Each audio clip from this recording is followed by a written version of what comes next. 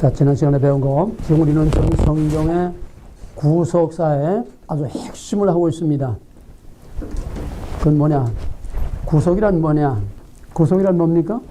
구원이란? 비로소 죄를 속하여 하나님 비로소 죄를 속하여 하나님 백성 만드는 것. 예. 비로소 죄를 속에서 하나님의 백성 만드는 게 이제 구속인데, 왜 구원이 왜 필요한가? 성경은 처음부터 모든 인간은 죄인이라고 하는 정령 죽으리라. 아담의 모든 후손은 다 죄인이라는 전제에서 성경이 시작됩니다. 그러므로 성경은 그 죄에서 영원한 사망에서 우리를 구원해내는 구속이 성경의 본질일 수밖에 없고, 또 거기서 출발할 수밖에 없고, 그래서 성경을 구속사라고 합니다. 구속의 역사, 그 구속의 방법과 구속의 형태가 어떻게 발전돼 가는가. 구속의 본질은 죄와 마귀에서 우리를 빼내서 하나님의 백성 만드는 게 구속의 죄고, 또 구속의 방법은 계속해서 변화되면서 발전돼 나가는 겁니다. 그런 구속은 뭐냐? 구원은 넓은 의미의 구원과 좁은 의미의 구원이 있다고 그랬습니다. 가장 먼저 좁은 의미의 구원을 우리는 구속이라고 합니다. 구속.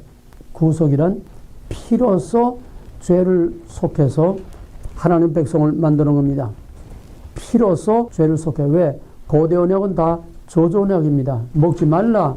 먹는 날은 정령 죽으리라. 죽음을 걸고 하는 약속 다 저주 언약이에요. 먹는 날에는 죽는다.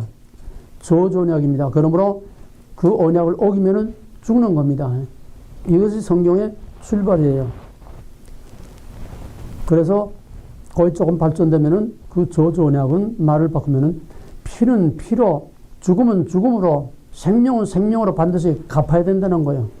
죽음은 죽음으로 갚아야 돼요. 죽을 죄를 졌으면은 누군가가 대신 죽어줘야 그 죽음의 죄를 면할 수 있는 거고, 피를 흘렸으면은 반드시 피를 흘려야, 피는 생명이야. 피나 죽음이나 생명이나 다 같은 거예요. 그러니까 피는 피의 원리가 구속의 기본 원리입니다. 피는 피로, 생명은 생명으로, 죽음은 죽음으로. 그런데 모든 사람이 다 죄인이기 때문에 죄인이 죄인을 위해서 주고받았자 그 사람의 죄를 대신 속할 수가 없어. 그러면은 죄 없는 사람이 그 사람의 죄를 뒤집어 쓰고 죽어야 그 사람이 죄에서 사면될 수가 있는데, 모든 사람이 다 죄인이니까 누가 대신 죽어서 그 사람의 죄를 대신 사해줄 사람이 없는 거야. 그러니까 불갑을 죄 없는 사람이라야 죄인의 죄를 대속할 수 있으니까, 그래서 모든 아담의 자손은 다 죄인이야. 그래서 아담에게서 난 거는 다 죄인이야. 죄인에게서 나온 건 다 죄인이야. 우리의 행위와 상관없이 죄인에게서 나온 건 다 죄인이야. 돼지에게서 나온 건 다 돼지듯이 우리의 행위와 우리의 의사와는 상관없는 죄인이 된 거야. 우리는 억울하게. 왜? 뱀이 뱀 되고 싶어서 뱀에서 나왔으니까 뱀이지. 그잖아요? 누구 개가 되고 싶어서 개가 됐어? 개에게서 나오니까 개가 된 거지. 우리의 의사와 상관없이 우리는 죄인이 되고 싶어서 죄인이 아니라 죄인에게서 나왔으니까 너네 원하든 원치 않든 죄인으로 나오는 거야. 근데 우리 죄를 해결할 자가 없어. 죽어야 해결되는데 우리 대신 해결해 줄 자가 없어. 그러니까 사람은 사람이라도 죄 없는 사람이 필요해. 그런 사람이 아담의 후손에서는 찾아올 수가 없어. 그러니까 사람은 사람이라도 죄 없는 사람으로 우리의 죄를 다 대신 뒤집어 쓰고 죽어야 되니까, 사람은 사람이라도 죄 없는 사람이어야 하니까 아담의 피를 받지 않은, 아담의 죄와 피의 유전을 받지 않은 바로 성령으로 잉태된 하나님의 아들 예수 그리스도를 이 땅에 보낼 필요가 생기는 겁니다. 여기서 진짜 구속이 이루어지는 거예요. 그때까지는 사람이 죽지 못하니 아직 깊이는 들어갈 수 없어요. 그때까지는 예수님이 우리 죄를 대신 죽을 때까지는 임시로 짐승을 대신 죽였어.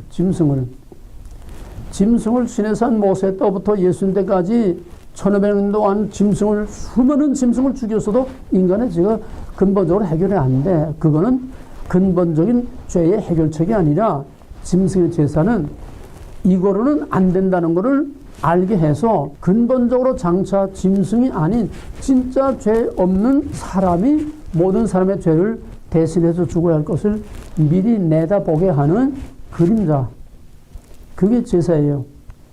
그래서 짐승의 제사를 날마다 피비린내는 제사를 지내도 안 되기 때문에 죄 없는 하나님의 아들이 우리 대신 죽어야 하는 대속이라고 하는 그리스도 예수 그리스도의 대속의 은혜를 필요로 하게 되는 겁니다. 그 다음에 이제 지난번에 거기까지만 하고 그 다음에 이제 그러면 구속이란 뭐냐? 죄 속함을 받는다는 건 뭐냐? 우리가 죄를 예수 믿고 죄 사함을 받았다고 해서 우리 죄가 없어지는 게 아니에요. 우리 죄는 주님 오실 때 부활할 때까지 우리는 여전히 아담의 그 피가 우리 속에 흐르고 있고 아담의 거짓말과 아담의 그 죽음과 아담의 모든 죄를 우리는 그냥 안고 살고 있어. 또 그것만 안는 게 아니라 여전히 그 죄를 계속 범하고 살고, 그러니까 원죄와 자범죄를 계속 우리는 안고 살고 있다는 얘기예요. 그 예수 믿고 우리 죄 사함 받았다, 나 자유 얻었네, 뭐 너 그리스도 안에서 그리스도 안에서는 자유다. 우리가 얼마나 그런 찬송도 부르고 교회에서도 얼마나 들어요. 그러나 우리는 그 찬송이나 이런 데서 설명할 수가 없으니까 그냥 그렇게 상징적으로 요약을 해서 했지만은 우리는 예수 믿고 죄 사함을 받았다고 해서 죄로부터 자유한 게 아니야. 죄로부터 자유하면 죄를 안 져야 돼. 그게 뭐냐? 우리에게는 예수 믿고 우리가 구원을 받아 하나님의 백성이 되고 하나님의 자녀가 됐다고 해도 우리에게는 아무런 변화가 일어나는 게 없어. 왜? 어디서 일어나는 거야? 그럼 구원받았다는 거는? 영적 구원이야. 영적인 구원이야. 우리 육신의 현실적인 구원이 아니야. 영적인 구원이야. 그건 어디서? 천상적, 법정적. 이거 중요해. 이 용어가. 천상적, 법정적. 우리 여전히 죄인이야. 근데 예수 그리스도를 나타난 하나님의 의를 믿음으로 하나님께서 그 믿음 하나 보고 나 내 죄 안 봤다. 죄를 못 본 채 하는 거. 그 구속이라는 건 죄를 덮는 거야. 죄를 덮어서 있는데도 아는데도 죄 못 본 척하고 죄 없다고 봐주시는 거. 이게 의롭다고 봐주시는 칭의라는 겁니다. 칭의. 죄 없다고 봐줬으면은 이제 의롭다고 봐줬으면은 거기에 따라서 마귀의 자식이 하나님의 자녀로 신분이 바뀌는 거예요. 양자. 신분이 바뀌는 걸 자동으로 따라와. 칭의의 결과가 신분이 바뀌는 양자, 하나님의 자녀로 이건 동시적으로 일어나는 거야. 시차가 없어. 의롭다고 인정하고 법정적인 선언으로 빵빵빵 넌 죄 없어. 선언해. 그러면 동시에 그거는 너는 내 자식이야, 내 아들이야. 신분의 변화가 동시에 따라옵니다. 영적인 구원은 신분의 변화가, 칭의는 신분의 변화가 동시에 따라와요. 그리고 전국 시민권 가지고 하나님 자녀가 되는 영적으로만이야. 우리 현실적으로는 여전히 아담의 후손으로 여전히 죄인으로 그냥 죄를 뒤집어 쓰고 먹고 그냥 살고 있어. 그냥 마귀하고 그냥 놀아나고 마귀 장단에 춤을 춘 놀아나고 살고 있어. 껍데기는 하나님의 자녀이라고 거기 가서 찬양하고 뭐고 다 하는데 실제는 마귀의 자식으로 그냥 마귀 장단에 맞아 춤을 추며 살고 있어. 그건 뭐냐? 현실적으로는 우리가 하나님의 구속, 하나님의 구원을 누리지 못하고 있다는 거야. 천상적, 법정적, 영적으로만 누리고 법적인 보장만 받은 거야. 법적인.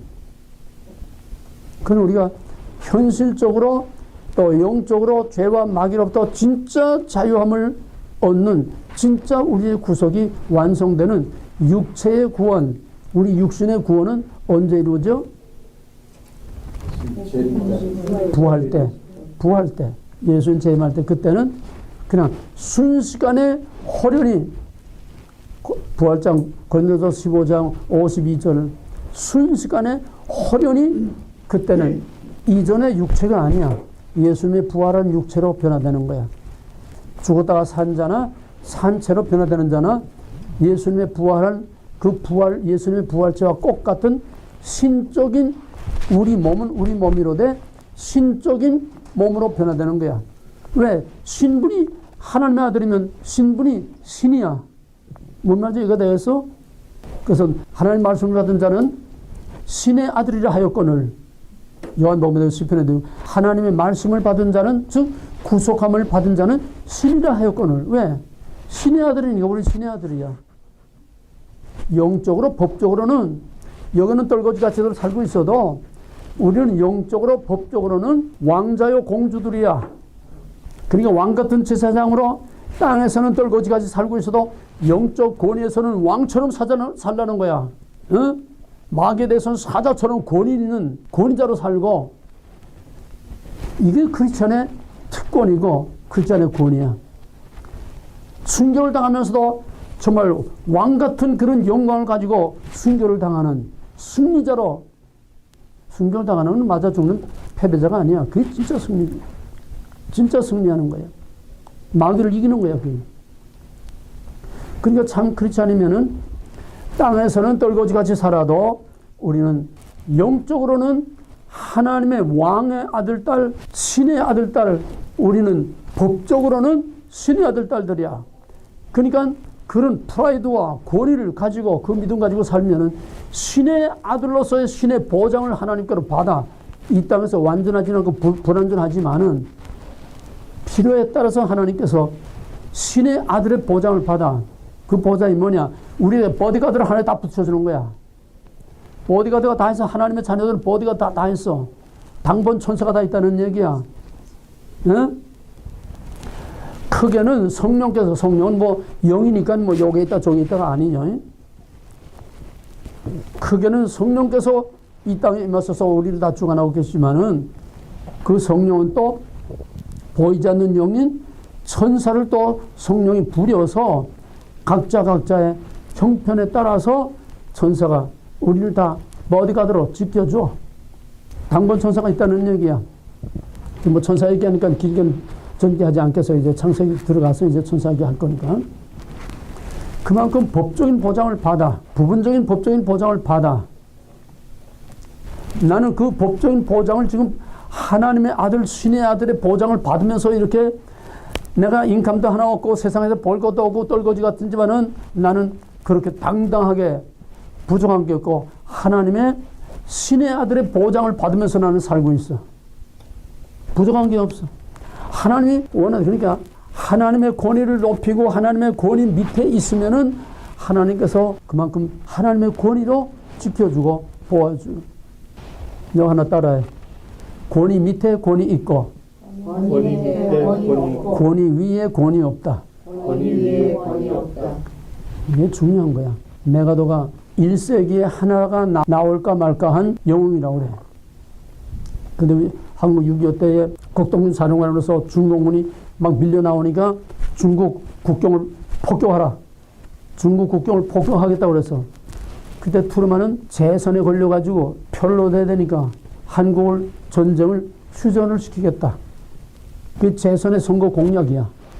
트루만은 전쟁을 쉬게 하는 휴전을 성립시키겠다고 하는데 메가도는 확전이야. 중국을 폭격하겠다는 거야. 맥을 끊어버리겠다는 거야. 보급도 끊어버리고. 그러면 군 통수권자는 누구요? 군 통수권자는 오송 장군 메가도가 아니라 대통령이야. 권위가 권위에 도전을 했어. 뭔지 알아? 암만 정이라도 암만 오라도 권위는 권위 밑에 있어야지 권위가 권위 위에 올라가면 안 돼. 그러니까 전쟁 중에 트루만이 내보게 나 좀 보세. 하와이에서 트루만 메가도 만나가지고 이젠 자네 이제 그만하면은 집에 가서 이제 애나 보지. 별 5개를 그냥 떼버렸어. 하나님의 원리도 신앙률도 똑같아. 하나님의 권위 밑에 있으면 권위 밑에 있다는 건 뭐냐? 하나님의 권위를 절대적으로 두려워하고 존중하고 높이고 소중하게 섬기면은 하나님 나를 그렇게 소중하게 나를 취급해 준다는 거예요. 잠언 4장 8절 그를 높이라. 그러면 그가 너를 높이 들고 그를 품으면 아름다운 관을 씌워주리라 그랬어요. 이게 원리야. 믿음 다른 거 없어. 하나님 싫어하는 거 안 하고 하나님 기뻐하는 것만 찾아서 하고 의무적으로 율법적으로 하는 게 아니라 내 마음으로 또 하나님을 기뻐서 어떻게 하면 하나님을 기쁘게 할까? 사랑하는 연인들이 서로 상대편에게 잘 보이려고 하는 것처럼 하나님을 높이면은, 권위를 높이면은 하나님을, 나를, 보디가드를 딱 지켜줘서 나를 지켜주고 보호해주고 품어줘. 내가 간증을 하자면 끝도 한도 없어. 지금 나는 너무너무 스릴한 그 순간순간을 피를 말려가면서 내가 85살에 내가 금식까지 하면서 뭐 피 말리는 이 애국 운동하는 게 얼마나 힘든지 몰라요. 그 순간순간 넘어가는 거, 정말 사람으로는 도저히 넘어갈 수 없는 거를 하나님께서 그때 그렇다고 리빌진 타고 가는 것처럼 그냥 자동적으로 오토매틱으로 다 해결해 주는 게 아니에요. 피눈물 나는 기름을 말리는 금식을 하면서 바짝바짝 피가 기름이 말리고 하나님께 매달려 기도하면 그래 젓가락 넘어가.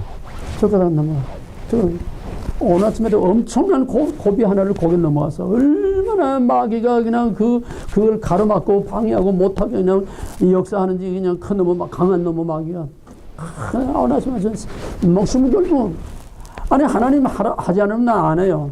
하나님 하라고 하면 이 마귀 딱 깨뜨려버리고 정면 돌파하게 해야 돼요. 기도하고 나갔더니 세상에 180도 상황이 180도로 뒤집히는 거 있지. 이런 맛을 모르면은 살아계신 하나님과 함께 동행하고 동거하는 신앙을 살 수가 없어요. 높이면 안 높여져. 우리 하나님의 자녀가 되는 신분, 칭의, 양자의 보증을 받으면은 불완전하지만은 나중에는 한꺼번에 다 그냥 사사오입, 한꺼번에 일시의 순식간에 다 영으로나 육으로나 흠도 티도 없이 완전히 예수님의 부활체와 같이 깨끗하게 완전하게 신적인 체질로 시간과 공간의 제한을 받지 않는 초월적인 신적인 그런 상태로 우리를 변화시켜줘. 그러니까 오고 가고 없어고 그때는 우리가 벌써 하나님 앞에 가 있는 거야. 그때까지는 우리는 죄와 마귀와 싸우면서 엎치락뒤치락 하면서 싸우지만은 하나님만 그냥 딱 붙들고 높이고 하나님만 그냥 프론가 투가 바이가 포가딘가 이렇게 하면은 하나님이 그때 우리의 모든 영육 간의 생사 간의 모든 걸 다 지켜주세요. 이런 맛을 알고 체험을 하면서 살아야 하는 맛이 있고 믿는 맛이 있지. 아무것도 모르고 살면 이제 먹고 자고 싸는 것밖에 없어요. 자, 그러면 이제 구속의 키워드가 뭐야, 한마디가? 구속에 없어서는 안 될 유일한 키워드. 피. 피가 없는 구원은 구원이 아니야. 그건 구속이 아니야. 구속이라는 건 리뎀션. 이건 반드시 피로서 죄값을 치르고 죄와 마귀와 사망에서 빠져나오는 것이 이것이 리뎀션, 이것이 구속이야. 이건 다른 말하고는 섞일 수가 없어. 바뀔 수가 없어. 구속이라고 하는 말은 다른 말과 섞일 수가 없고 섞어 쓸 수가 없고 바꿀 수가 없고 비교할 수가 없어. 절대적으로 이거는 피 흘림이 없이는 사심이 없나니. 왜? 정령 죽으려 했기 때문에 정령 죽어야만 그 죽음과 사망, 죄와 죽음과 사망에서 나올 수가 있어. 거의 결정적인 키워드는 피는 피로, 피야. 그러면 오늘은 지난번에 못한 거, 구원이란 뭐냐? 저분님의 구원, 이건 피로서 죄를 사하는 것, 피로서 죄를 사해서 하나님 백성을 만드는 것을 구속이라고 한다. 좁은 구원은 구속입니다. 그 다음에 넓은 의미의 구원이 피로서 죄를 사하는 이거를 포함하는 피의 구속을 포함하는 구원, 이걸 뭐라고 하냐면 전인구원이라고 그래. 전인구원은 뭐냐? 천상적, 법적, 영적인 구원만이 아니라 종말에 우리의 육신이 영육간에 완전히 부활로서 구원을 받는 이 전인구원. 그러니까 피로서 죄사함을 받는 건 영적인 구원입니다. 종말에 우리의 육체가 부활하고, 그러니까 넓은 의미의 구원은 첫째 이의 구속을 포함하는 전인구원. 그거는 영적으로 천상적이만이 아니라 종말에 우리 육체가 부활하는 전체 전인격적인 그 구원을 넓은 의미의 구원이라고 하고, 좁은 의미의 구원은 피로서 죄를 속하는 천상적 법적 영적인 구원, 그건 좁은 의미의 구원이고, 넓은 의미의 구원은 정말의 우리의 육체 구원까지를 포함하는 전인 구원을 넓은 의미의 구원이라고 한다. 확실히 구별돼요? 네. 근데 우리는 이 구별을 별로 하지 않고 그냥 것을 막연하게 추상적으로 구원이라고 하는데, 이 구원이라고 하는 것은 너무나 광범위하고 추상적이기 때문에 우리는 구속과 이 전인 구원으로서의 피가 있는 넓은 의미의 전인 구원, 이걸 확실하게 우리가 구별을 해야 됩니다. 그 다음에는 넓은 의미의 구원, 두 번째는 피의 구속이 없는 구원. 그러니까 피의 구속이 없다는 것은 죄사함이 없다는 거예요. 죄사함이 없는 구원. 구원이라는 건 죄와 마귀와 영원한 사망에서 우리가 나오는 게 구원인데, 여기는 피가 없으니까 죄사함이 없어. 죄사함이 없는 구원. 그건 무슨 구원이냐? 그거를 사회구원이라고 그래. 소셜 에반젤리즘. 그러면 이 사회구원이란 뭐냐?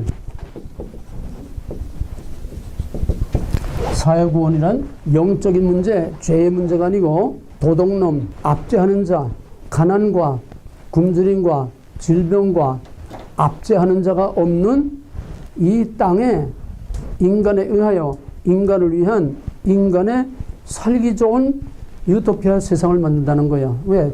죄의 문제가 없으니까. 너희는 원죄 인정 안 해요. 여기서 죄라는 건 뭐냐?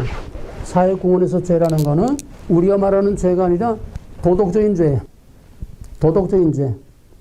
이거를 조금 더 확실하게 말하면은 제도적으로, 구조적으로 기업체라든지 국가라든지 회사라든지 이런 어떤 조직과 제도적으로 법적으로 가난한 자, 약한 자, 병든 자 이거를 압제하는 거야.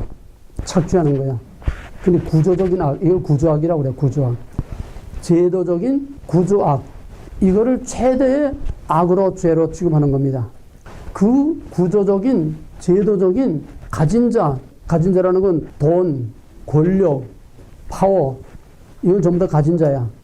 그건 구조적으로, 사회적으로, 법적으로 어떤 시스템으로 그런 파워를 가지고 그걸 갖지 못한 약자들을 착취하고 탄압하고 이것이 그들에게 최대의 악의 적입니다. 그러면 거기서 구원이란 뭐냐?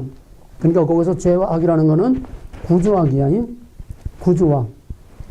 구조적인, 제도적인, 체제적인, 법적인 그 악이라는 거야. 거기에서 해방시키는 것이 구원이야. 이게 사회구원이야. 이게 됐어요? 그러면 거기서 해방시키려면 어떻게 해야 되느냐?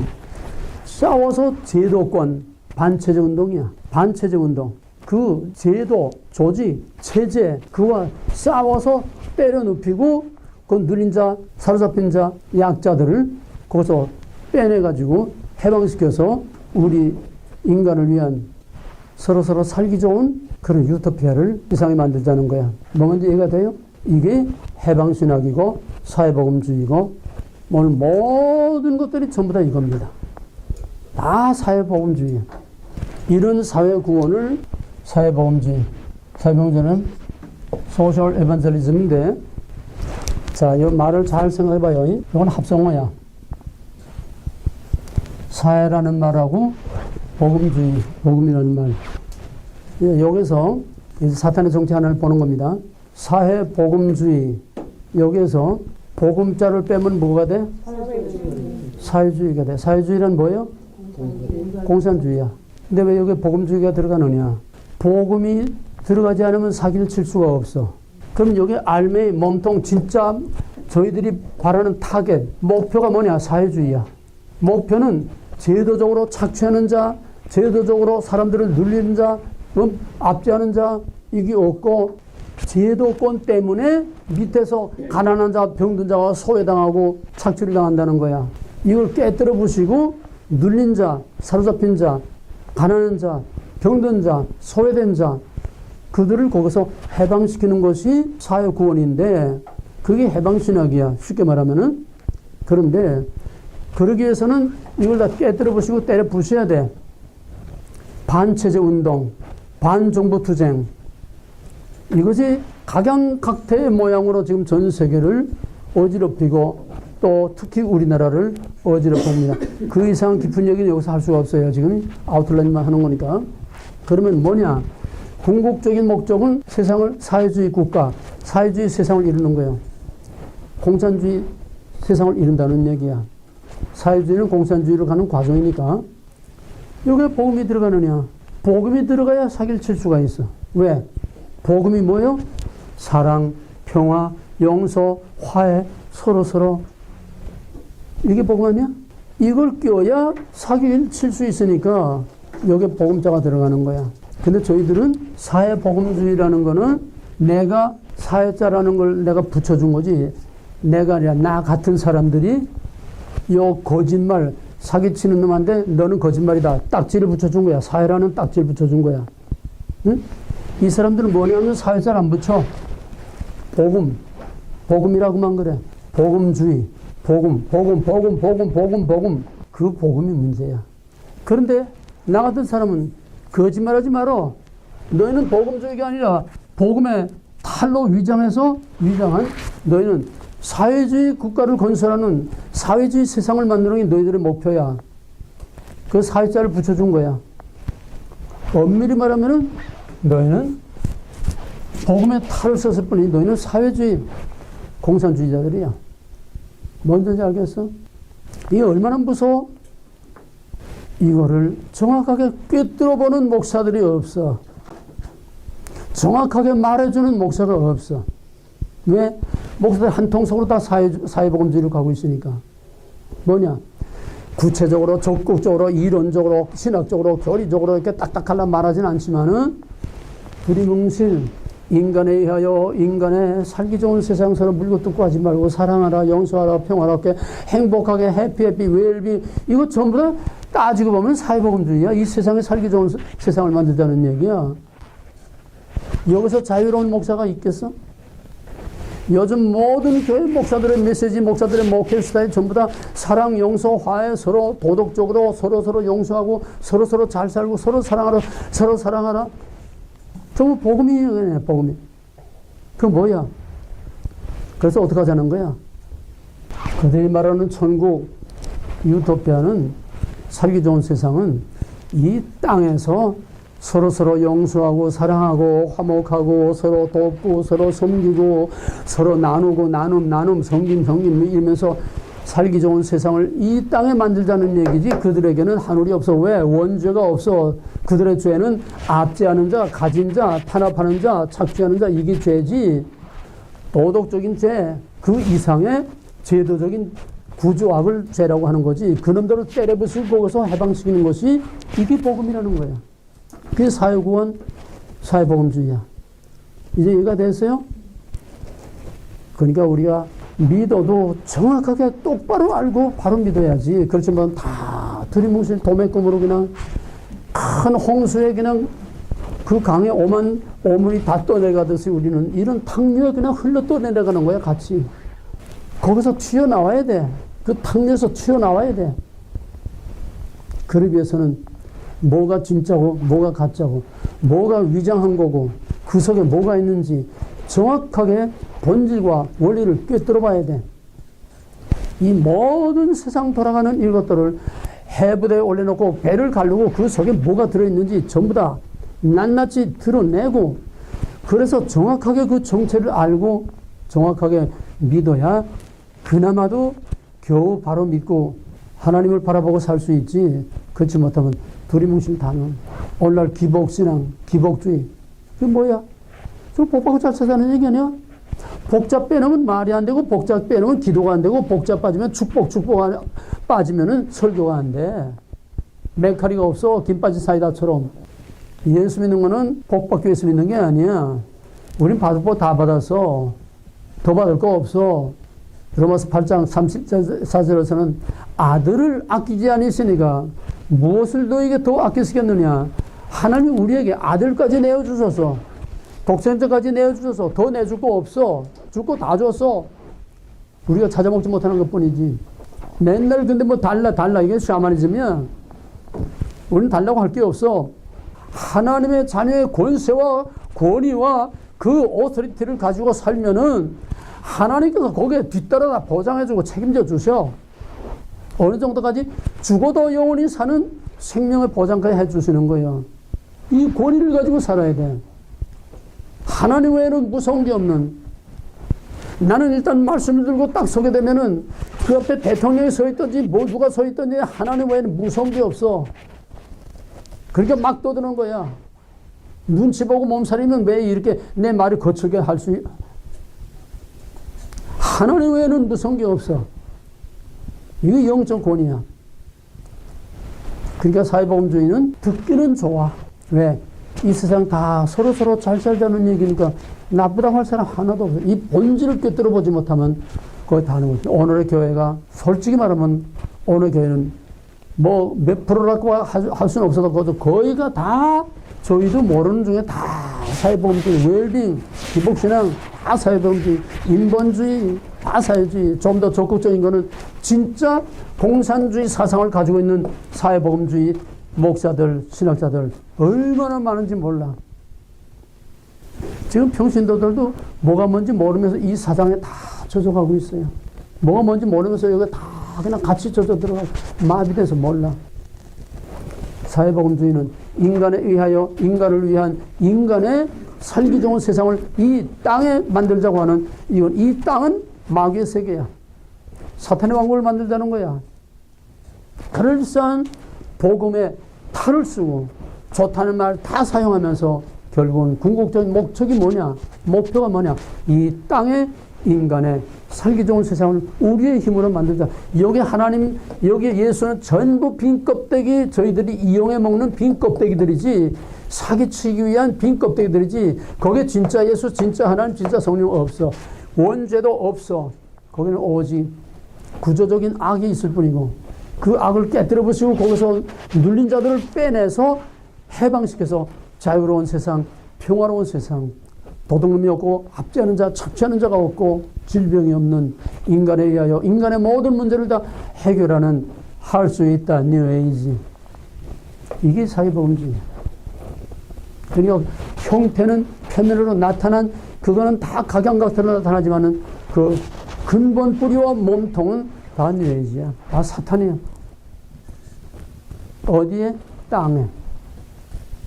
이제 좁은 의미의 구원을, 피의 구속이 있는, 피로서 죄를 속하는 구속을 좁은 의미의 구원이라고 하고, 넓은 의미의 구원은 그냥 salvation, 넓은 의미 그냥 salvation, 구원, 또 delivery, 해방, 빼내오는 거, 그것도 넓은 의미의 구원이 하지만은 그 넓은 의미의 구원도 피의 구속이 있는 종말론적인 우리의 육체의 구원까지 포함하는 전인 구원. 이건 우리의 구원은 넓은 의미와 좁은 의미 두 가지 다 있습니다. 그러나 넓은 의미의 구원 가운데 또 하나는 피의 구속이, 죄의 구속이 없다는 건 하나님도 없고 원죄도 없고 다 없다는 얘기예요. 오직 인간에 의한 인간의 죄를 인간이 다돌아면서 인간의 살기 좋은 세상을 이 땅에 만들자는 거고, 완전한 구원은 천상적인 영원한 구원, 하늘이냐 땅이냐 이걸 꿰뚫어 봐야 돼. 우리는 궁극적인 목표를 하늘에 둔 거냐 땅에 둔 거냐, 미래에 둔 거냐 현재에 둔 거냐, 하늘이냐 땅이냐 미래냐 현재냐 하나님이냐 인간이냐. 오늘 확실히 명심에도 새겨놔. 하늘과 땅, 하나님과 인간, 미래와 영원한 미래와 현재. 거기에 따라서 진짜와 가짜 갈라집니다. 그러면 하나 더 하게 되면은, 여기 사회복음주의가 나왔으니까 신복음주의라는 게 있어요. 왜? 사회복음주의는 결국 공산주의, 이 복음주의, 피의 구속이 있는 이 복음주의는 이거 극과 극이야. 극과 극이야. 근데 서로 배타적이고 서로 앙숙이고 서로 싸울 수밖에 없어. 화해할 수가 없어. 그러니까 여기에 한 수 더 높은 사탄이 끼어들어서 왜 같은 하나님 믿으면서 이렇게 싸우느냐? 왜 서로 원수시하고 적대시하느냐? 복음이란 서로 사랑하고 용서하는 게 복음이 아니냐? 그러니까 좌우, 우리는 중도다. 중도. 좌우 연합으로 서로 사이좋게 지내자. 중도. 극과 극의 대치가 아니라 서로 용납하고, 사회복음주의도 용납을 하고, 사회복음주의에서도 이거 용납하고, 서로 용납해서 그리스도께서 이루시는 사랑의 공동체를 만들자는 거야. 얼마나 멋져? 이게 고등사기입니다. 언제나 중도라는 거는 고등사기예요. 중도란 없어요. 세상은 선이면 선, 악이면 악이지, 천국이면 천국, 지옥이면 지옥이지, 중도라는 건 있을 수가 없어요. 중도라는 건 전부 사기술이야. 이중간첩, 양다리 깨지고 노는 이중간첩의 운명은 반드시 이쪽에서 죽이든지 저쪽에서 죽이든지 죽게 돼 있어. 역사상 중도 연립정부가 성공한 예가 없어. 2차 대전 후에 독일에도 기민당하고 사회당하고 연립정부를 만들었는데, 일본에서도 사회당하고 또 연합정부, 전부 이 좌우 연합 연립정부를 세워가지고 중도 이거를 만들어가지고 성공한 예가 없어요. 언제나 정체성이 확실해야 돼. 특히 신앙에서는 이 정체성이 확실해야 됩니다. 구별이 확실해야 돼요. 믿음이란 구별이야. 하나님의 진리란 구별입니다. 그래서 이 신복음주의는 뭐냐 하면은 구별을 없애는 거야. 구별을 아주 그럴싸한 윤리와 도덕을 통해서 하나님의 사랑, 예수는 사랑이다. 복음이란 사랑이다. 용서하고 서로 사랑하는 거다. 서로 상대방을 용납하고 원수를 사랑하는 거다. 해결하지 말자. 그러면서 표면적으로는 자, 여기 중요한 건 뭐냐면 피의 구속을 포함하는 넓은 의미의, 이게 진짜 복음주의입니다. 피의 구속을 포함하는 넓은 의미의 구원, 이게 진짜 복음주의입니다. 근데 피의 구속이 없는 사회주의도 복음주의라고 해요. 저희들은 사회자를 빼고 저희들도 복음주의라고 그래요. 신복음주의도 저희들이 신자를 쓰지 않고 복음주의라고 합니다. 우린 다 복음주의라고. 그러니까 우리가 보고 듣는 거는 전부 다 복음주의지, 그 정체를 드러내는 신복음주의, 사회복음주의 이런 말이 책이든 어디든 안 나와요. 그러면 빌리 그레함은 뭐냐? 가장 대표적인 미국의 복음주의 목사라고 그래. 또 로버트 슐러 가장 복음주의적인 미국의 목사라고 다 그래. 그러니까 예수 믿는 건 다 복음주의라는 거야. 어디에서나 다 복음주의를 말써. 그러니까 우리는 그래서 복음주의 하면 다 거기서 우리가 예수 바로 믿는 걸로 알고 있는데, 그 껍데기를 벗기고 그 속의 알맹이를 봐야 돼. 정체를 봐야 돼. 그럴 때에 이것이 사회복음주의인지 신복음주의가 다 복음주의니까 저희도 복음주의야. 껍데기는 스테이먼. 모든 신학교나 교단이나 거기에는 우리는 이런 신앙을 믿는다. 자기들의 신앙 고백과 같은 스테이먼이 있어요. 우리는 뭐 예수의 동정력 잉태를 믿고 십자가의 구속을 믿고 뭐 부활을 믿고 재림을 믿고 이런 거 우리는 이렇게 믿는다 하는 자기들의 신앙 고백의 스테이먼이 있어요. 신앙의 뼈대. 근데 사회복음주의는 그 스테이먼이 우리의 스테이먼하고 달라. 이건 확실히. 왜? 이건 완전히 사회 소셜리즘이니까 우리하고 같은 건 내밀 수가 없어. 그냥 표현은 다 같은 복음의 표현을 쓰면서 속 알맹이가 다른 거죠. 사랑, 화해. 이 신복음주의도 전형적인 복음주의 우리가 갖는 신앙 스테이먼을 간판 내봅니다. 예수의 동정력 잉태를 믿고 예수의 십자가 구속을 믿고 부활을 믿고 또 재림을 믿고 이거 다 믿는다고 그래요. 그리고 우리하고 같아 다를 게 없어. 우리하고 같네? 근데 두 얼굴이야. 표면에는 우리와 똑같은 복음주의 스테이트먼을 간판을 내걸고 뒤로는 완전히 문을 열어놔서 사회주의하고 완전히 문을 열어놔서 그 둘 손잡자는 얘기야. 이게 중도 신복음주의. 그러니까 너희는 복음주의가 아니야. 너희는 복음주의가 변질된 신복음주의야. 그래서 신자를 여기다 하나 더 붙여주는 겁니다. 우리가. 이해가 되겠어요? 가장 대표적인 것이 순수한 성경대로 믿는 전인격적인 구원을 믿는 진짜 복음주의. 이건 진짜 복음주의. 근데 다 복음주의라고 그래.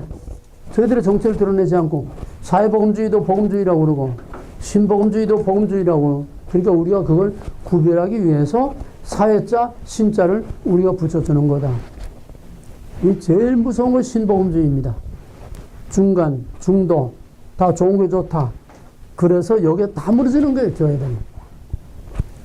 가장 대표적인 아성은 폴로신학. 신복음주의 아주 총본산입니다. 흘러나오면 아주 대단한 것처럼 나 흘러나왔다고 아주 그냥 어깨 펴우들 그러는데 그건 신복음주의예요. 신복음주의는 쉽게 말하면 작동산이 섞인 거야. 진짜 맞아, 섞인 거야. 사회복음주의는 솔직해요. 그 사람은 완전히 사회주의, 공산주의야. 기독교 장로회, 한국신학대학. 이건 완전히 그냥 탈선, 자기 정체를 확실히 밝히면서 아주 당당하게 사회복음주의 활동을 하고 있어요. 그런데 이 복음주의는 뭐가 뭔지도 모르고 어리몽정, 멀때같이 어리몽정하고 다 여기저기 넘어가는 거고, 신복음주의는 그런 약점, 허점을 이용해가지고 믹스시키는 거. 복음주의하고 사회복음주의하고 믹스시키는 거예요. 이게 신복음주의.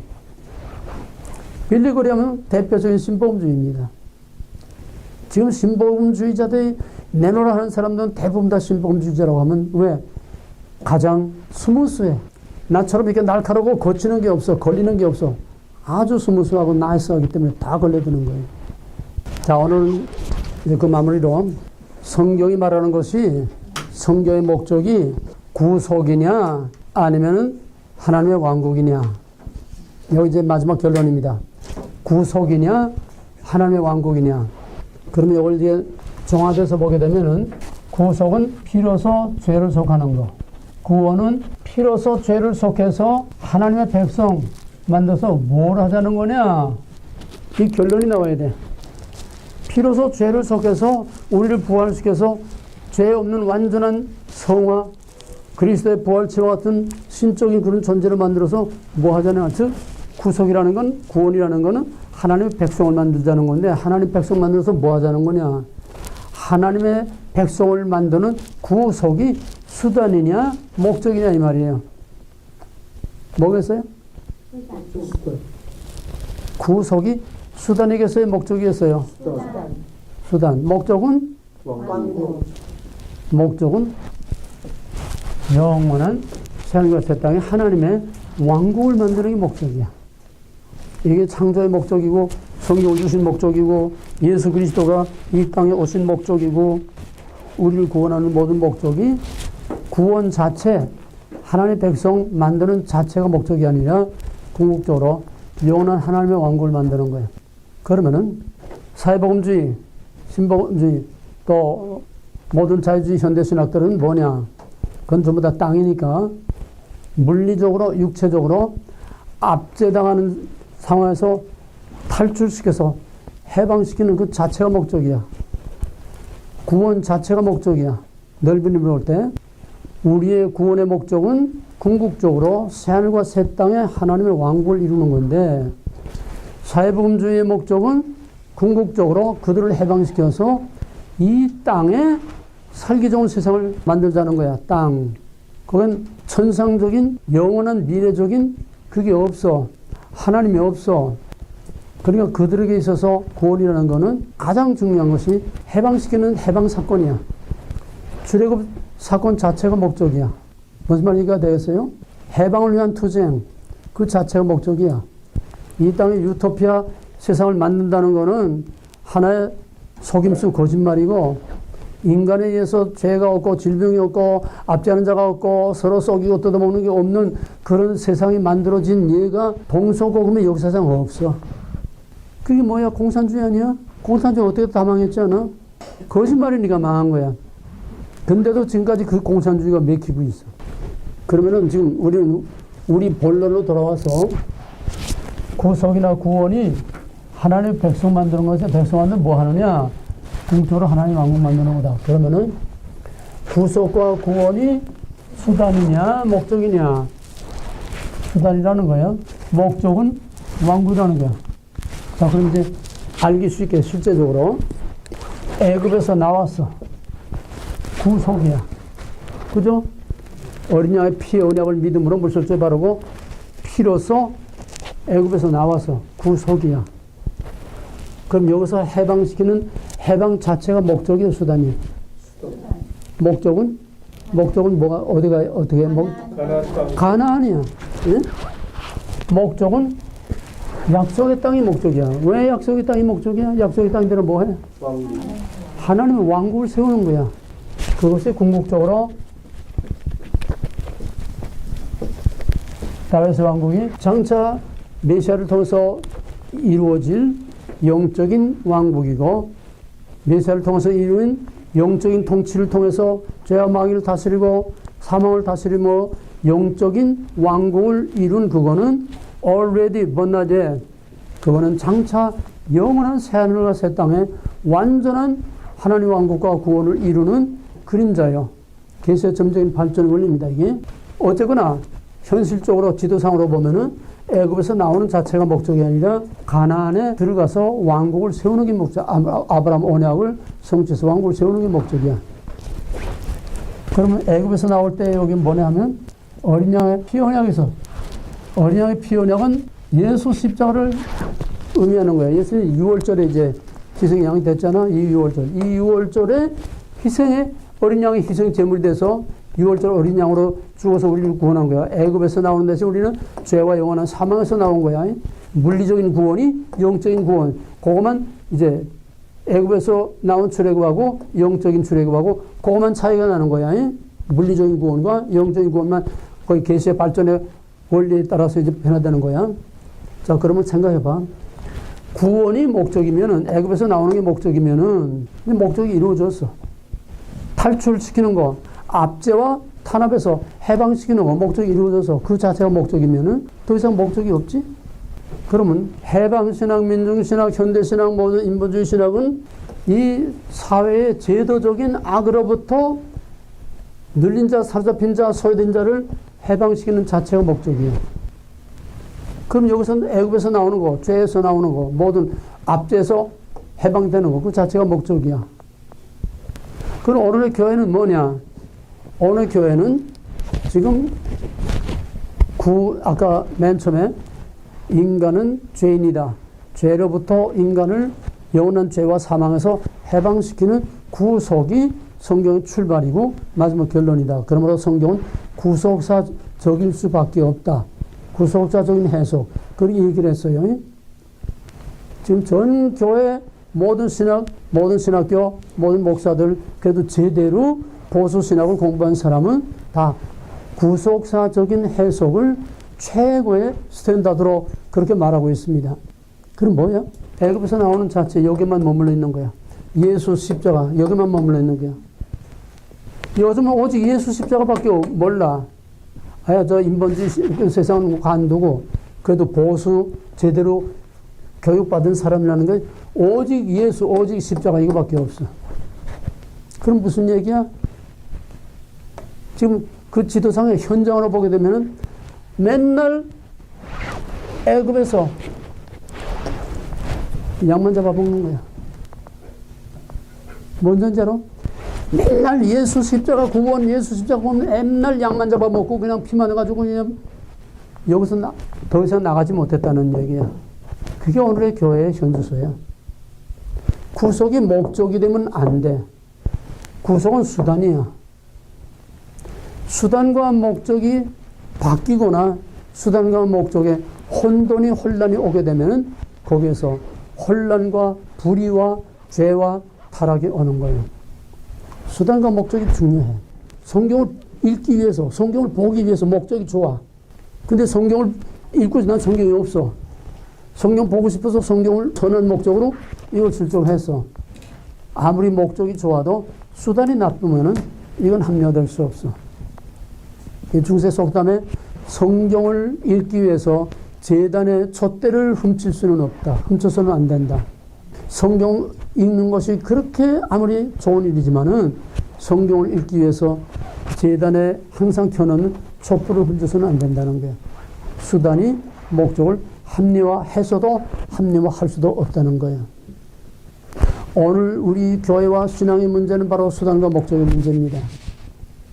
수단이 목적으로 둔갑되면은 이거는 세상이 거꾸로 되는 거예요. 진리와 신앙이 거꾸로 되는 거예요. 하나님과 인간이 거꾸로 되는 거예요. 수단과 목적이 바뀌면은. 또 수단과 목적이 혼돈이 오고 혼란이 오게 되면 신앙과 가치관의 혼란이 오게 되고 사회 질서의 혼란이 오게 돼. 정치에서나 교회 신앙의 문제나 어떤 회사, 어떤 그런 기관이든지 똑같아. 회사가 돈을 버는 게 목적이야. 돈 버는 목적이 아무리 돈을 벌어서 국가에 세금을 바치고 돈을 벌어서 많은 그 고용인들의 가정에 생활비를 대주고 다 암만 목적이 선해도 수단이 나쁘면 안 되는 거야. 그 불법이지.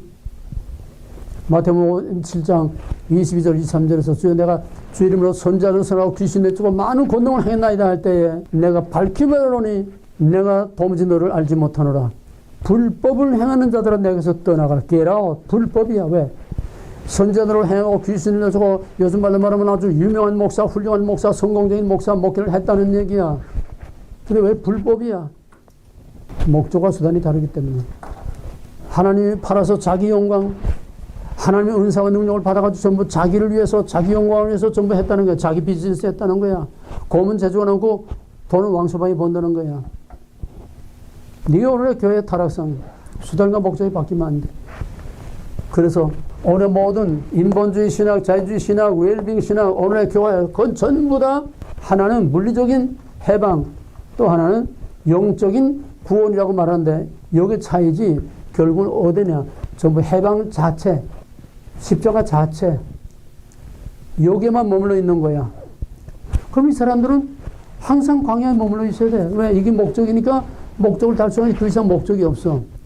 얼마나 교회가 목적과 목표를 잃어버렸으면 목표가 이끄는 삶이라는 책이 500만 부나 나가고 온 교회를 다 실수롭게 해서 거기에는 진짜 목표가 없어. 전부 다 이 과정의 수단과 방법들만 있는 거예요. 그러니까 사기라는 거예요. 얼마나 목표가 분명치 못하면 목적이 이끄는 삶이라는 거예요. 얼마나 교회가 방황하고 있으면 그게 그렇게 500만 부 나가고 세계적으로 센세이션을 일으키는가 이 말이에요. 왜 그 사기가 그렇게 먹혀? 오늘 교회가 목표를 상실한 교회이기 때문에. 구속이 목적이 아니고 구원이 목적이 아니라 예수 십자가가 목적이 아니야. 예수가 목적이 아니야. 예수는 수단이야. 십자가는 수단이야. 예수 십자가의 희생은 수단이야. 하나님의 의를 이루고 하나님의 구원을 이루어서 하나님 백성 만들어서 영원한 하나님의 왕국을 이루기 위한 수단이지. 애굽의 어린 양의 희생 제물과 같은 수단이지. 예수가 절대로 목적이 아니야. 십자가가 목적이 아니야. 아버지의 뜻을 이루는 수단이야. 그러잖아. 내 원대로 마옵시고 아버지의 원대로 되기를 원하나이다. 아버지의 뜻을 이루기 위해서 희생당하는 수단이야. 근데 오늘은 전부 수단이 목적이 되고 있어. 그저 오직 예수 이밖에 없어. 이게 사기치는 거야. 거룩한 사기. 알고 치고 모르고 치는 거다. 그럼 뭐냐? 성경은 출발부터 태초에 하나님 천지를 창세하시니라 빛이 있으라 하는 천부터 하나님의 백성을 만들어서 종말의 영원한 삶과 새 땅의 하나님 왕국을 만드는 여기다가 목표를 두고 있어. 여기다가 목표를 두고 있어. 분명히 목표를 포인팅하고 있어. 이 목표의 포인트를 포인팅하는 것을 모르는 목사들이 전부 중간에서 헤매다가 광야에서 죽은 시체처럼 되고 마는 거야. 왜 그들이 애굽에서 나와서 광야의 시체가 돼서 목적의식이 없어서 왜 나왔는지 몰랐어. 어디를 가야 할지를 몰랐어. 애굽에서 나온 이유와 목적을 몰랐어. 그래 맨날 애굽 타령만 하다가 딱 광야에서 죽은 거야. 오늘의 교회가 바로 그 광야의 시체들. 목적의식이 없어. 왜 교회가 있으며 왜 목사가 돼야 되며 목사가 뭐 하는 것이며 목회가 뭐 하는 것이며 교회가 뭐 하는 것이며 왜 예배를 드려야 되며 목표의식이 없어. 목적의식이 없어. 전부 여기에 저 싸우니 그저 웰빙 그저 살기 좋게 그저 서로 사랑하고 용서하고 서로 포용하고 서로 섬기고 서로 좋은 세상. 그러니까 앞으로 나아갈 수 없는 거야. 항상 거기에 머물러 있는 거야. 이 개 중에 개 여러 가지 이제 종류 중에 포인터라는 개가 있어요. 포인터라는 개의 생물학적인 그 종류를 말하는 게 아니라 개의 역할을 말하는 거예요. 포인터라는 게 사냥개야. 사냥개는 뭐 테리아 종도 있고 여러 종류 있고 이제 혈통상의 여러 종류가 있었는데 사냥개를 통틀어서 포인터라고 그래. 왜 포인터냐? 사냥개는 다른 개와 다른 것이 사냥개는 다른데 관심이 없어. 취미가 없어. 사냥개는 뭐 집을 지키는 개도 아니고 물론 집 지키기도 하지만 집 지키는 개도 아니고 또 경찰들 사역견 냄새 맡고 뭐 범죄 현장 마약을 찾아내고 이 리스큐 사람 파묻히고 찾아내고 그런 역할을 하는 특수 사명 그게 아니야. 사냥개의 세계는 필드야. 사냥개의 세상은 필드야. 그러니까 사냥개는 필드에 나가야 제 세상에 오는 거고 집구석에 있으면 답답해 못 살아. 그러면 사냥개는 벌써 주인이 옷 입는 것만 봐도 알아. 응? 벌써 조끼 턱 걸치면은 사냥개는 그냥 좋아서 정신 못 차려. 총 들고 나가면 이제 내 세상이 온다. 그러면 이제 나가가지고서 그날에는 꽁사냥을 하겠다. 그럼 사냥에 가는 현장이 사냥꾼들은 곰을 잡으러 가면 곰이 있을 만한 데를 가고 사슴을 잡으려면 사슴이 있을 만한 데를 가고 꽁 잡으려면 꽁이 있을 만한 데를 이제 가니까 그럼 거기 가면 이제 여기 있으면 이제 곰이 있겠다. 그러면 거기서 이제 분위기를 보고서 이제 사냥개를 이제 꼬비를 딱 풀어서 이제 내 세상이다 하고 슉슉슉슉슉슉 왜? 자기 타겟을 먼저 찾아. 걔는 냄새를 워낙 잘 맡으니까 오만 냄새 다 나는데 그 중에서 내가 맡아야 할 냄새를 하나 딱 찾는 거야. 딱 잡아. 곰의 냄새, 조그만 무슨 토끼 냄새, 걔는 다 구별하니까. 왜? 사냥 경험 타도 훈련됐으니까. 그럼 저희 주인이 곰을 잡아, 여기는 곰 잡으러 나온 데다 벌써 다 필링으로 알아. 그러면 다른 냄새 안 맡고 딱 자기가 목표할 그 냄새 하나 쭉 돌아다니다 그 냄새 하나 딱 잡으면 그 다음에는 세상 없는 냄새 나도 다른 냄새 안 맡아. 그 하나만 계속 추적해 나가는 거야. 추적해 나가다가 거리가 가까워지면은 딱 멈춰. 딱 멈춰서 주인을 기다리는 거야. 그럼 주인이 오게 되면 이제 포인팅을 해줘. 자기가 딱 멈춰 있으면 내 앞에 목표가 있다. 내 앞에 목표물이 있다. 준비해라. 그럼 벌써 이거 다 필링으로 훈련으로 다 통하게 돼 있어. 교감이. 그러면 사냥개 이제 주인이 딱 총을 준비하고 있으면 탁 쳐나가. 튕겨. 포인팅 해주는 게 포인터야. 주인의 목표물을 정확하게 지적해주고 그걸 찾아서 지적해주는 그 포인트 해주는 그게 포인터야. 선지자는 포인터야. 백성들이 그 목적의식을 잃고 방황하고 헤매이고 그냥 부패와 타락 동서남북으로 그냥 헤매고 있을 때에 그게 아니다. 여기다. 여길 바라봐라. 확실하게 포인팅 해주는 것이 이게 선지자요. 이게 예수요. 이게 바로 주의 종들인데 똥개들을 풀어놓으면은 똥개들은 목표가 없어. 자기가 추구해야 할 유일한 그거 하나만 쫓아가야 돼. 이게 목표가 없어. 똥개들 끌고 나가면 그냥 이리 왔다 저리 왔다 그냥 막 지리산 가리산 막 떨어댕겨. 그래서 내가 유튜브에다가 똥개냐 사냥개나 글 올린 거야. 지금 목사들이 목적이 없어. 교회 목표가 없어. 목사의 목적이 없어. 목회의 목적이 없어. 왜 목사가 되는지, 왜 목회를 하는지, 목회란 무엇이며 어디로 끌고 가야 되는지. 그러니까 전부 다 목표 의식이 없는 것들은 다 광야의 수치가 된 거예요.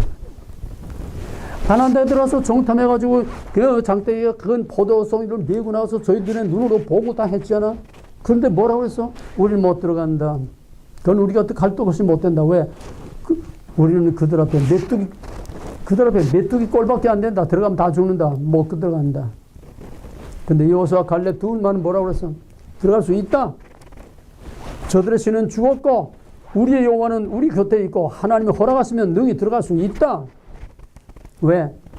여호수아 갈렙은 처음부터 모세 밑에서 벌써 훈련이 돼서 저희들이 왜 애굽에서 나왔으며 어디로 가야 하는지 벌써 목표를 알고 있어서 여호수아 갈렙은 하나님의 약속, 아브라함에게 한 약속, 목표를 분명히 알고 있었어. 포인팅하고 있었다는 얘기야. 딴 놈들은 애굽에서 왜 나왔는지, 어디로 가야 하는지, 광야를 빙빙 40년 돌다가 이제, 그때는 40년 돌기 전이지. 예. 그래서 들어가서 다 보고 나와서도 우린 못 간다. 약속에 대한 확신과 목표의식이 없는 거야. 그러니까 결국은 목표의식이 없는 거는 전부 다 광야의 수치가 된 거야. 오직 목적의식이 분명한 여호수아 갈렙만이 가나안 땅에 들어갔다는 거야. 이걸 현장으로 옮겨놓게 되면 오늘의 현실로 옮겨야 되면 형태와 무대만 다르지 원리와 본질은 똑같아. 오늘의 교회와 오늘의 크리스찬들과 오늘의 목사들이 목표의식, 목적의식이 분명하지 못하면 다 광야의 쓰레기밖에 될 수가 없어. 오늘 번째야. 그래서 이렇게 악을 쓰는 거야. 광야의 시체가 되지 않기 위해서 확실한 목표를 정확하게. 거짓말쟁이들, 사회복음주의, 신복음주의, 오만 인본주의 신학, 거짓말쟁이들이 수없이 많은데 그 거짓말에 속지 말고 바로 여기다 확실하게 포인트해주고 확실하게 그를 끌고 갈 수 있는 빌립보 3장 14절에서 오직 목표를 향하여 표대를 향하여 다른 박질하고 직진해 나가는 그 앞에 어떤 장애물이 있던 어떤 방해가 있던 어떤 거짓말이 있던 개의치 않고 오직 그 목표를 향해서 정면 돌파하고 끝까지 나가는 이건 바울의 믿음의 선한 싸움을 싸우고 나의 달려갈 길을 달리고 승리의 면류관을 기다리고 있는 바로 바울의 신앙. 구속이냐 왕국이냐. 구속, 구원, 그 다음에 피가 있는 구속과 피가 없는 구속, 진짜 구원과 가짜 구원. 그럼 진짜 구원에서도 바로 목표의식이 분명하냐 목적의식이 분명치 못하냐. 수단이냐 목적이냐. 예수 십자가 애굽의 6월절 수단이냐 목적이냐. 목적이 뭐고 수단이 뭐냐. 이걸 정확하게 구별을 해서 우리는 분명히 예수 그리스도와 태초로부터 선자들로부터 이 성경 전체를 통해서 마지막 포인트해 놓은 하나님이 여기다 포인트해 놓은 그 목표를 향해서 나가는 것만이 끝까지 가는 거다. 그러므로 성경은 창세기 첫날 창조에서부터 종말의 그날에 포인팅이 되어 있고 여호와의 날, 주의 날, 마지막 그 날 바로 거기에 성경은 이미 포인팅 되어 있고 계속해서 선자들과 주의 종들이 계속 거기다 포인팅하고 있는데 이걸 놓쳐버리니까 목표 없는 표류하는 배처럼 오늘의 교회와 신앙이 표류하고 떠돌고 있는 거예요. 우리에게 이제 필요한 거는 바로 그 목표의식을 확실하게 가지고 목표를 분명히 세워놓고 그 목표를 향해서 배가 항구에서 나가서 어디로 가야 할지 분명한 목표를 모르면 선장이 바다를 떠돌아다닐 거 아니야? 이게 목사야? 떠돌아다니다 어떻게 돼? 어디선가 풍랑만 다 죽는 거지. 목표를 향해서 가야 돼. 그러면 비행기의 조종사라든지 배의 선장이라든지 많은 사람을 끌고 가는 사람들은 목표의식이 분명해야 돼. 디스티네이션이 확실해야 돼. 어디로 가야 돼? 확실해야 돼. 근데 우리는 비행기를 타면서도 목표가 분명치 않은 그냥 아무 비행기나 타면 돼? 물론 태워주지도 않겠지만은 분명한 티켓하고 자기가 타야 할 비행기 확실한 목적지를 가지고 그 비행기를 타야 목적지 가는 거지. 아무 비행기나 탄다고 아무 데나 가는 거 아니야. 그래서 성경은 본질상 종말론적이다. 마지막 포인트, 종말론적이다. 출발부터 종말론적이다. 출발부터 그거를 위해서 창조했고 그거를 위해서 인간을 만들고 그거를 위해서 성경이 계속 발전되어 온 것이고 나머지는 성경은 끝까지 그 목표만을 바라보고 어떠한 방해와 어떠한 유혹과 어떠한 장애물이 있어도 끝까지 그 목표 하나만 붙들고 살든지 죽든지 그 목표를 향해 나가 끝까지 가는 남은 자의 신학이다. 이게 결론이야. 남은 자의 신학. 남은 자의 신학. 로마서 9장 27절에서 이스라엘이 바다에 모래가 들지라도 오직 남은 자만 구원을 얻으리니 의제이 뜨제이 교회 나가서 뭐 이런저런 흉내내 나고 신용이나 내고 중대한다고 다 구원받는 게 아니야. 구원은 남은 자의 구원. 천국 쓰레기통이 아니야. 추린 엘리트 진짜 목적의식이 분명한 남은 자들 여호수아 갈렙 같은 자들이 들어가는 거지. 아니면은 완전히 광야에서 새로 태어난 거듭난 번하게는 한 여호수아 갈렙과 똑같은 믿음을 가지고 일신동체로 같이 행동하고 같이 활동한 그 광야의 2세들과 여호수아 갈렙들만이 약속의 땅에 이게 뭐냐? 남은 자의 신학이에요. 구원, 구속, 구원, 피가 있는 구원, 피가 없는 구원. 구속이 목적이냐 수단이냐. 목적은 뭐고 수단은 뭐냐. 목적은 구속, 구원은 하나님의 백성이 만들어서 영원한 하나님 만국을 위한 수단이고 목적은 마지막 종말에 영원한 하나님의 왕국이 이루어지는 그게 목적이다.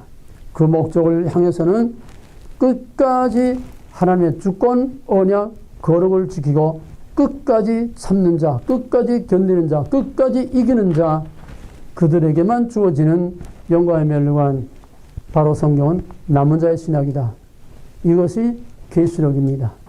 우린 창세기에서 계시록까지 다 한 셈이 되는 거예요. 기도합시다. 감사하신 하나님, 구속, 구원, 그 말 속에 너무나